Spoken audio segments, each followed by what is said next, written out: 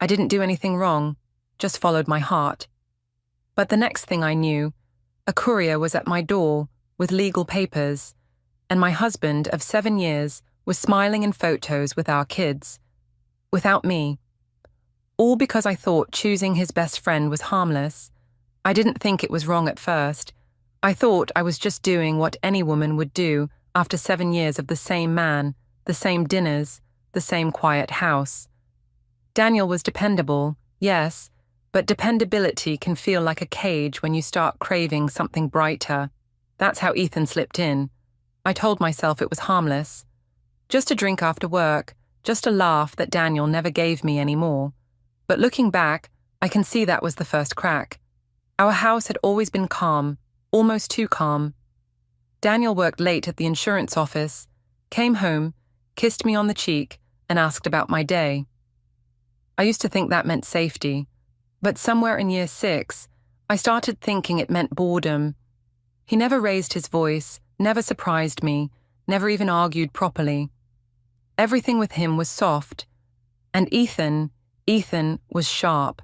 He was Daniel's best friend since college, and that made it even easier to justify. If Daniel trusted him so much, why shouldn't I? Ethan would stop by sometimes on weekends, and the way he laughed at my jokes, the way his eyes stayed on me a little too long, it gave me something Daniel didn't, that thrill. At first, I told myself I was imagining it. But one night, Daniel was working late again, and Ethan offered to drive me home from a family gathering. In the car, he asked if I was happy. Just that. No one had asked me that in a long time. I told him of course I was. What else could I say? But the way he smiled, like he didn't believe me, made me wonder if I even believed myself. I started answering Ethan's texts faster than Daniel's. I told myself it was innocent. Daniel was busy, Ethan was fun. When Daniel asked why I was smiling at my phone, I said it was just a meme from the girls. He frowned, but he didn't push. That was his problem. He never pushed. If he had grabbed my phone, demanded an answer, maybe I would have snapped out of it. But Daniel just trusted me, and I used that trust as cover. I even started planting little seeds in arguments. If Daniel forgot to pick up milk, I'd sigh and say Ethan never forgot things. If Daniel said he was tired, I'd laugh that Ethan had more energy at 35 than Daniel did at 36. At first it was teasing, but I knew it stung. I liked the sting. It reminded me I had power. One night at my parents' house, the whole family was around the table.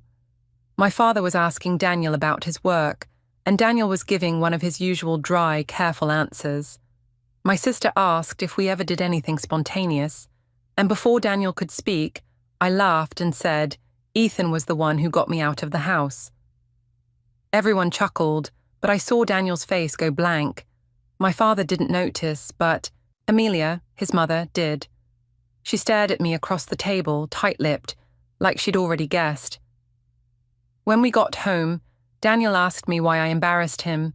I told him he was being sensitive, that I was only joking. He nodded and let it go. That's what he always did, let things go. And every time he let it go, I felt more certain I could do whatever I wanted.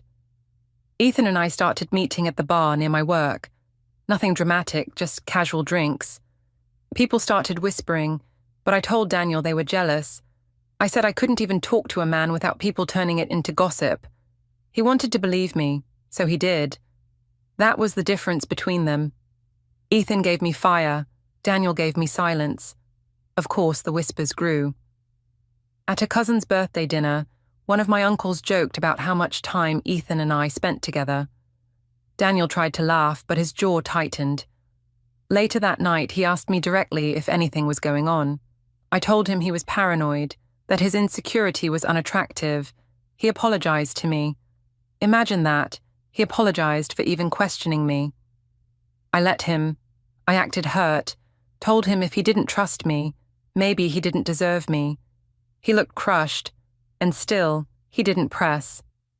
My parents brushed it off, saying people always gossip about women who look good. They told me not to worry about Daniel's feelings, that he'd get over it. They liked Ethan too. He was charming, loud, the kind of man who won everyone in the room.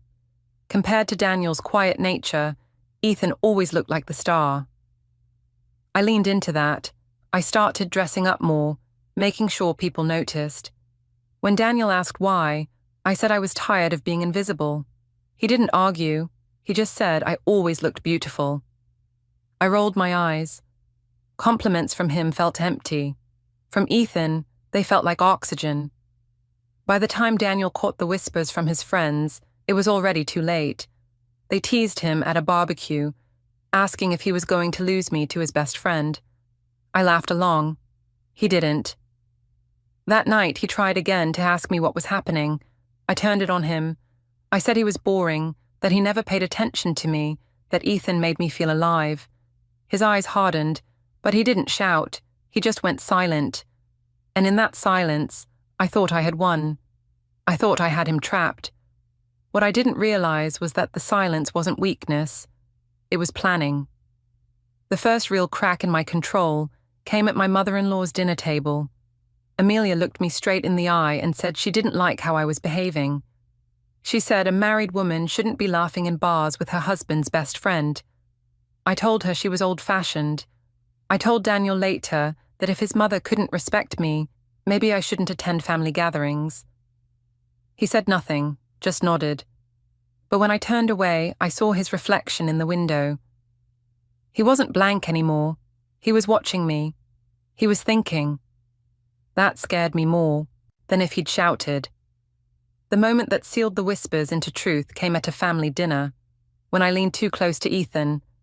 Daniel was in the next room, and I didn't notice him until he froze in the doorway. My brother-in-law laughed and said maybe Daniel should watch out. I joined in, brushing it off, but Daniel's face told me everything. He wasn't laughing. He wasn't even angry. He was done.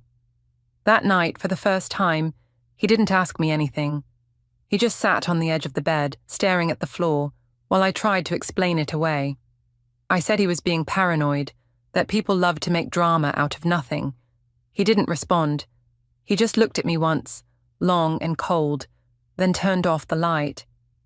I lay awake, suddenly uneasy, because his silence felt heavier than any fight could have been. The second stage of it all played out like I'd scripted it in my head, except for how Daniel reacted. I thought I could keep control by turning every situation into a joke or a test. I thought if I laughed louder than the whispers, he would look like the fool for not laughing along. That night at the bar with friends, Ethan and I sat too close. I made sure everyone noticed.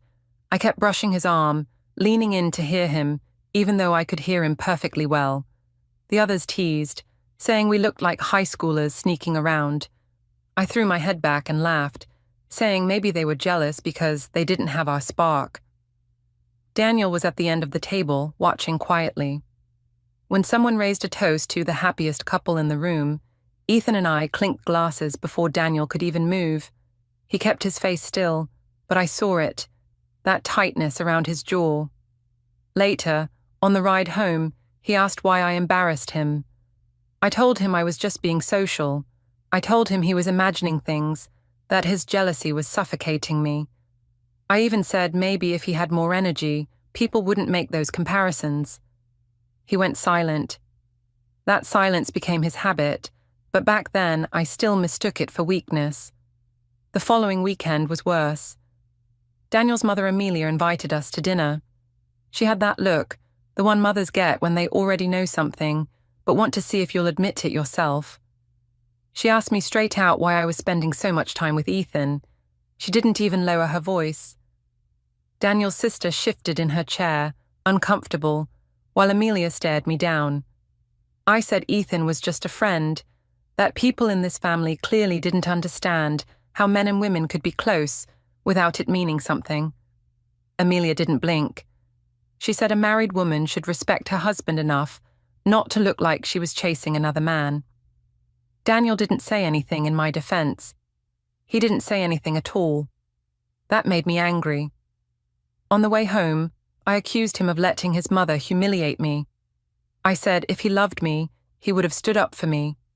He said only that he didn't want to fight, in front of the kids. That was it. No argument, no pushback, just another wall of quiet. At first, I celebrated that. It meant I could do whatever I wanted. I could rewrite the story, tell people that Daniel was insecure, that he was holding me back. At the bar, at family dinners, at work. Anyone who listened, I told them I was the one trapped in a dull marriage, and Ethan was just being kind. And people believed me. Or maybe they pretended to.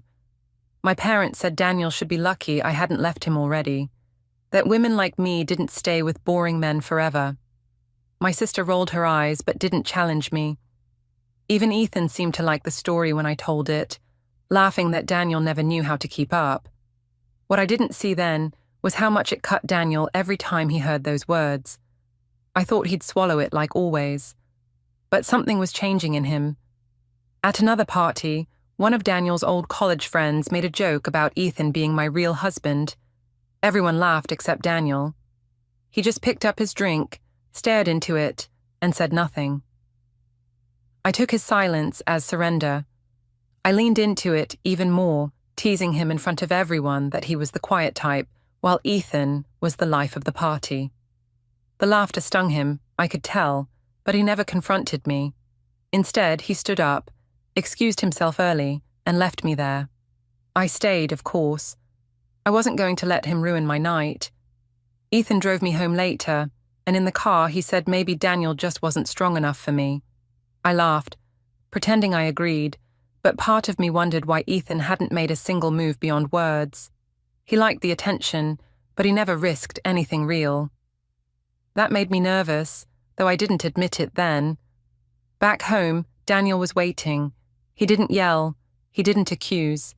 He just asked if I was happy.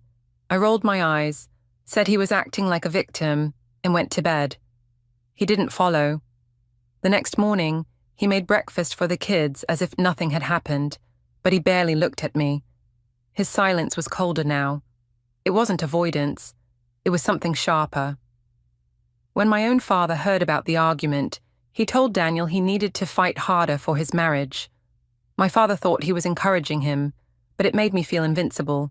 I had everyone spinning in circles, making it seem like Daniel was the weak one, the one failing me. Amelia didn't buy it, though. She called me shameless to my face. She said I was destroying her son. I told Daniel if his mother couldn't respect me, maybe I'd stop visiting altogether. He only said, "Do what you want." I should have noticed then how different that sounded. Before, he would apologize, try to fix it. Now, he was letting me go on record, letting me trap myself with my own words. At a family barbecue, the whispers became open jokes. Someone nudged Daniel and said maybe Ethan was going to steal me away. I laughed louder than anyone. Daniel stood, set his plate down, and walked inside. That should have scared me. Instead, I told everyone he was sulking because he couldn't take a joke. When we got home, he asked me quietly if I thought humiliating him was funny. I said he needed to be confident enough not to care what people thought. He nodded once, didn't argue, and went to bed. I sat in the living room after that, scrolling through my phone, telling myself I'd won. But deep down, I felt something shift. His silence wasn't weakness anymore. It was distance. He was already leaving me in ways I couldn't see yet. I told myself I still had the power. I still had Ethan, still had my parents defending me, still had the kids looking at me as the center of the house. But Daniel's eyes had changed. He wasn't hurt anymore. He was watching, measuring, waiting. And for the first time, I wondered if I had underestimated him. By the time the gossip spread into my workplace, I had already built a version of the story where I was the misunderstood wife, trapped with a dull husband while his charming best friend gave me the attention I deserved. At the medical office, whispers moved fast. A patient mentioned seeing me laughing with Ethan at the bar. A coworker hinted that I had someone on the side. I acted offended. I told them people couldn't handle a woman having male friends without twisting it into something ugly. I painted myself as the victim of narrow minds, and they nodded politely, but I could feel the shift in their eyes. They weren't convinced. When I got home, Daniel asked if I'd heard what people were saying. He asked if I was embarrassed. I flipped it on him. I said he was the reason rumors grew, because he didn't stand up for me. I told him if he had more passion, no one would even think I needed someone else. He didn't argue. He just watched me like he was memorizing every word. That unsettled me, so I doubled down.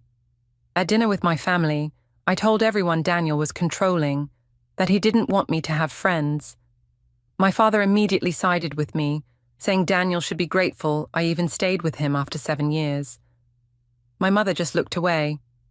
She never liked conflict, so her silence felt like support. Daniel sat there, not defending himself, not fighting me in front of them.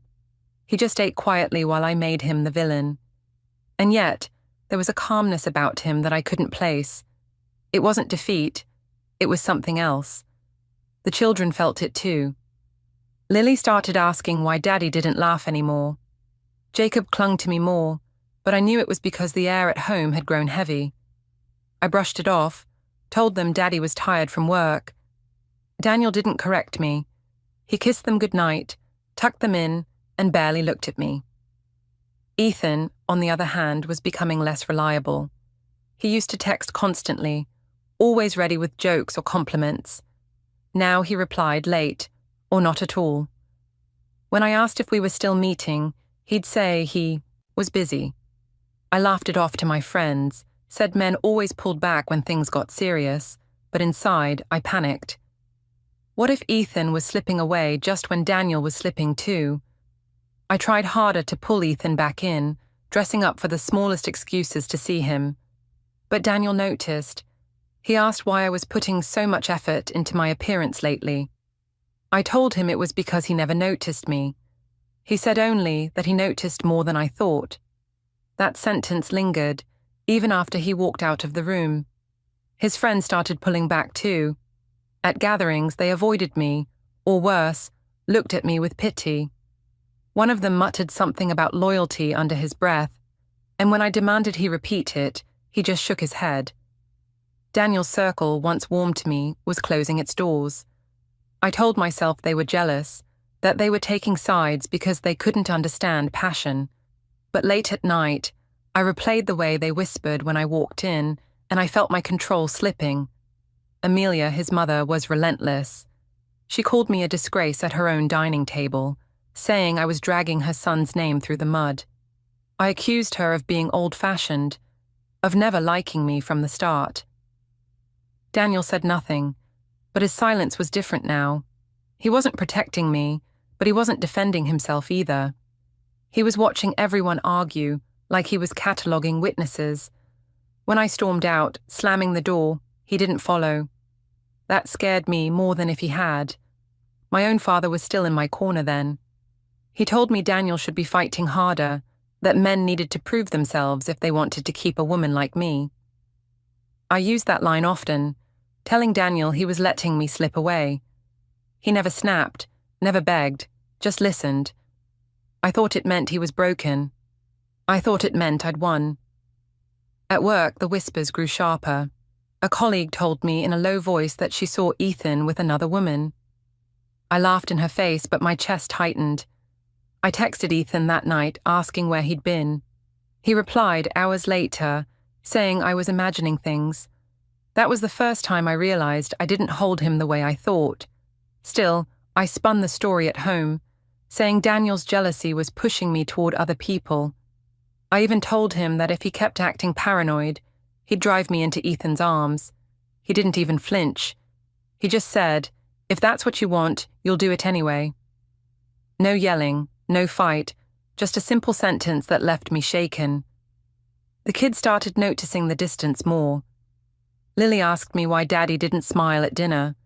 I told her Daddy was stressed, but I could see in her eyes she didn't believe me.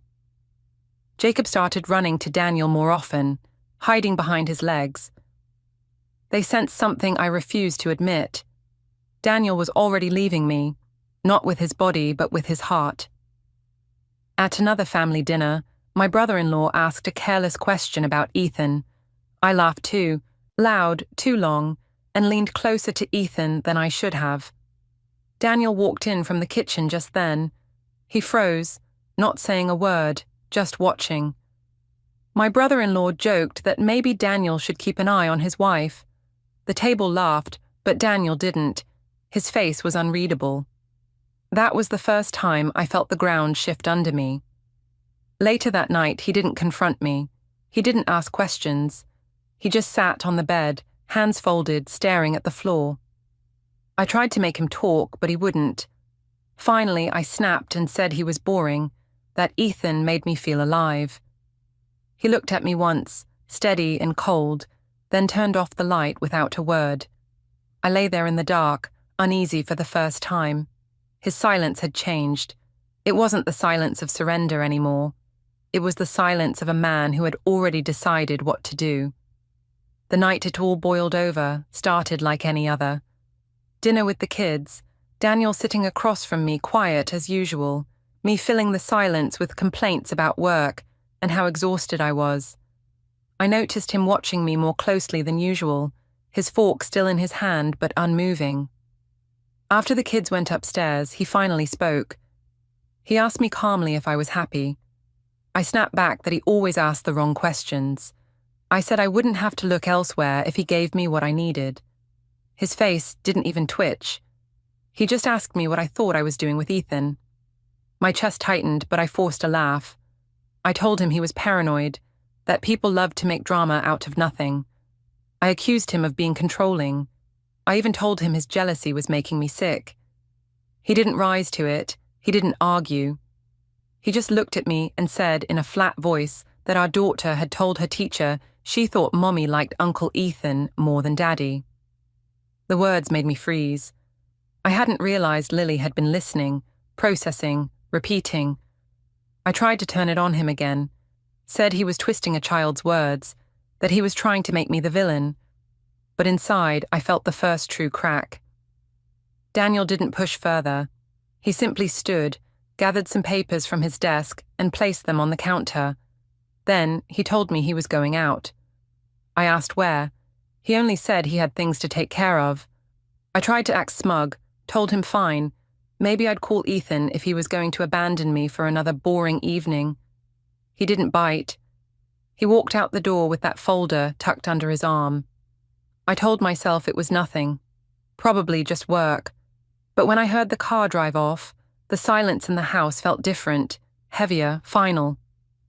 The next few days he grew colder. He still cared for the children, still took them to school, still made them breakfast, but he barely spoke to me. When I tried to provoke him, he wouldn't engage. I called him weak, boring, unmanly. He didn't flinch. He just went about his routine, meticulous, calm, almost too calm. I told my parents he was stonewalling me. My father shook his head and said Daniel needed to step up before he lost me completely. Amelia, though, told me to my face I had already lost him and just didn't know it. I rolled my eyes, told her she was bitter, but her words gnawed at me later when the house was quiet. Ethan had already started pulling away. His texts grew shorter, his excuses longer. When I asked if we were still meeting, he said it was complicated. He even joked once that I was too much drama. That stung more than I expected. I had chosen him, risked everything, and now he was laughing about it. I wanted to rage at Daniel for driving me into Ethan's arms, but Daniel was slipping away too fast for me to grab hold of. One evening, when the kids were in bed, I tried to corner him. I told him I only wanted more attention, that he had ignored me for years, that Ethan was just a symptom of his failures. I cried on purpose, hoping the tears would move him. He didn't even blink. He just said I could tell myself whatever story I wanted, but he knew the truth. He said it so quietly that I almost missed it. For the first time, I felt small in front of him. The next morning, Lily asked me why Daddy was packing his briefcase with papers instead of just his laptop. I told her he was working on something important. She asked if Mommy and Daddy were mad at each other. I said no, that Daddy was just tired. But she looked at me with that too wise stare kids sometimes have, and I realized she didn't believe me. That weekend, we had a family event at my parents' house. I dressed up, determined to prove nothing was wrong. But when Ethan didn't show, my confidence cracked. Daniel arrived late, calm as ever, and greeted everyone politely. He even hugged my mother, something he hadn't done in months. My father tried to prod him into conversation about saving his marriage, but Daniel just smiled thinly and said he was taking care of everything. I tried to bait him, saying loudly that some men were too weak to fight for what they wanted. Daniel just looked at me across the table, unblinking. I hated how steady he looked, how everyone seemed to notice. Amelia's lips curved like she knew something I didn't. The children were restless that night. Jacob clung to Daniel's side. Lily asked to sit on his lap.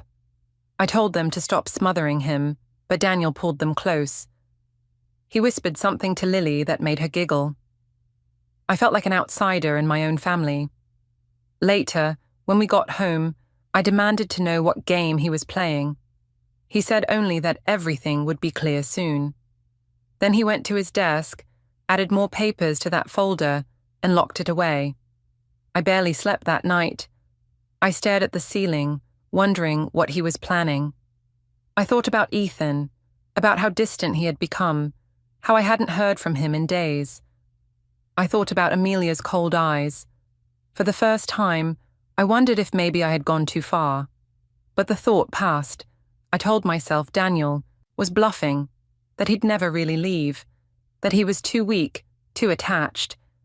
I didn't know yet that his silence wasn't weakness at all. It was preparation. The day everything started to unravel felt strangely ordinary at first. I was at the kitchen table scrolling through my phone when a knock came at the door. It wasn't a neighbor or a delivery. It was a courier, holding a thick envelope with my name on it. My stomach tightened as I signed. Inside were legal documents, divorce filings, custody petitions, financial disclosures. For a moment I just stared, my hands shaking. Daniel had moved, not with shouting or threats, but with papers, signatures, and stamps. I thought it had to be a mistake. I stormed into the living room where he was calmly helping Jacob with a puzzle. I waved the papers and demanded to know what this was. He said it was exactly what it looked like, that he had consulted a lawyer and filed for divorce. His voice was steady, not angry, not emotional, just final. I tried to laugh it off, told him he was bluffing, trying to scare me. He didn't respond. He just kept guiding Jacob's little hand to fit the puzzle piece. Panic rose in me. I told him he was ruining the children's lives, that he was letting gossip tear us apart.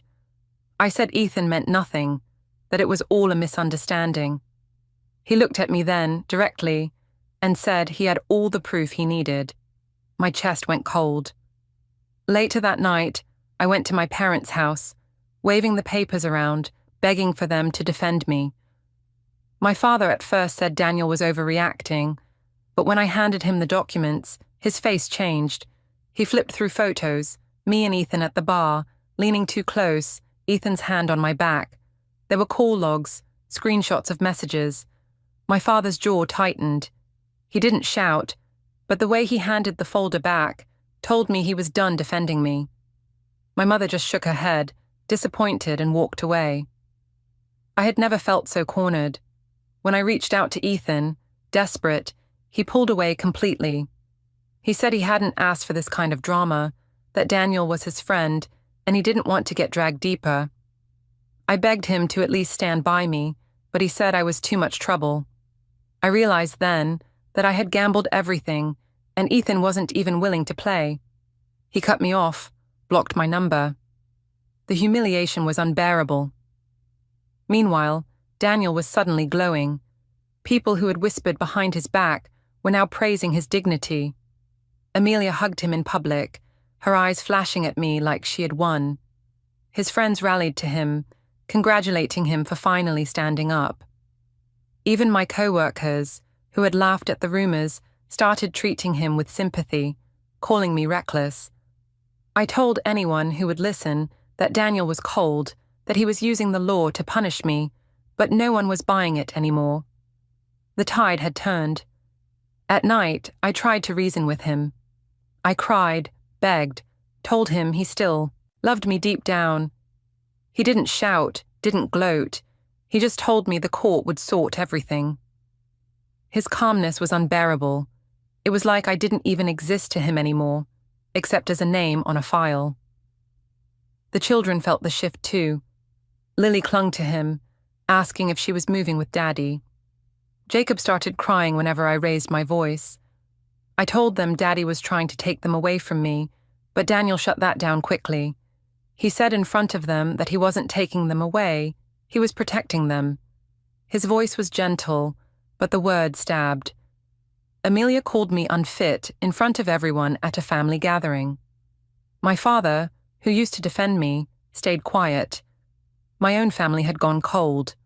The only person who had once lit the fire in me, Ethan, had vanished completely.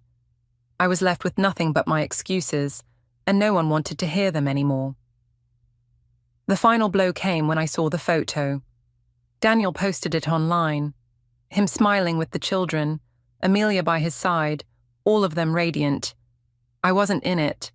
The caption read simply, "Family first." My phone buzzed with messages, people commenting how strong he was, how lucky the kids were to have him. I wanted to scream, to demand they see my side, but no one cared anymore. I was the villain of my own story, and Daniel had beaten me not with rage, but with documents, signatures, and a quiet dignity I never believed he had. That night, as I stared at the papers on the table, I finally understood. I had thought his silence was weakness, but it had been strategy all along. The courtroom felt colder than I expected. I walked in wearing my best dress, makeup carefully done, determined to look like the victim who had been misunderstood. Daniel was already there, sitting calmly with his lawyer, his hands folded in his lap. He didn't even glance at me when I entered. That stung more than if he had glared. I told myself I could still turn this around, that if I cried enough, if I spoke with enough passion, people would see how unfair he was being. The judge called us to order, and Daniel's lawyer began presenting evidence. Photos of me with Ethan, messages that sounded innocent alone, but suggestive in pattern, witness statements from people who had seen us together. Each piece stacked higher, brick by brick, a wall I couldn't climb. I wanted to interrupt, to shout that it wasn't what it looked like, but my own lawyer squeezed my arm, whispering to stay quiet. When it was my turn to speak, I tried every trick I knew. I said I was lonely, that Daniel had neglected me, that Ethan was just a friend I leaned on during hard times. I even let tears spill, hoping the judge would see a woman desperate for love, not a betrayer. Daniel didn't flinch. When asked directly if he still loved me, he said calmly that love had nothing to do with it anymore. He said he wanted stability for his children, protection for his finances, and dignity for himself. The words were like knives, precise and clean. My family was in the back of the courtroom. My father stared at the floor, ashamed. My mother kept dabbing her eyes. Amelia sat proudly behind Daniel, her hand resting on Lily's shoulder while Jacob leaned into his grandmother. They looked whole without me.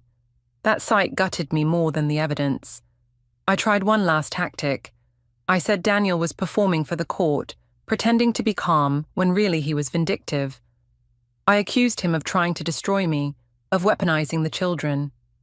The judge cut me off, reminding me this was not about theatrics but facts, and the facts were all against me. The custody decision came swiftly. Primary custody to Daniel, with visitation rights to me. Financial protection secured for him, including assets I thought were partly mine.